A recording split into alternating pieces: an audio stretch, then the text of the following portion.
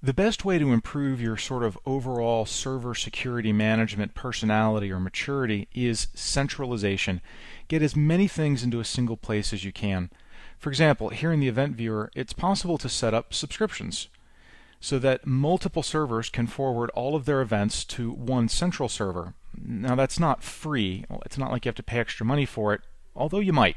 You see, gathering all of those events and forwarding them to a single location puts a little bit of extra overhead on every single server that's doing the forwarding, as well as on the server that's going to be collecting all of this information. So as you sort of set up these collectors, you need to keep that in mind. This is going to become part of the real workload of these servers, but it does serve a purpose. Right? There's an upside to that cost in that you're finally centralizing. You no longer have to scan through all of your different server logs in order to get to things. Bringing things central is probably one of the smartest things that you can do for any type of management.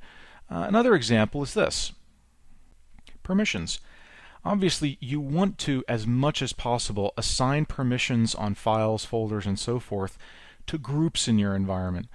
For example, we'll go over here to sales. We can create a new group. We'll make this a domain local group because we want to assign permissions to it. Try and keep the names of these things as task focused as you can. This lets me know that this is going to be a security group to which I assign permissions. I'm not actually going to put people in there. I'm going to put them into a global group, global into local, and then assign permissions to that. And that's obviously a really, really old technique that's been around since the beginning of Windows NT. The trick is to really stick with it. Periodically have someone go through and audit your servers. In other words, hop onto your files and folders and get into their security and make sure that the only permissions that have been assigned are permissions to groups, and that you haven't picked up any individual users there. If you do find an individual user permission, document it, log it, immediately try and figure out why that person has that permission, change that permission assignment over to a group so that you can then start managing permissions a little bit more centrally.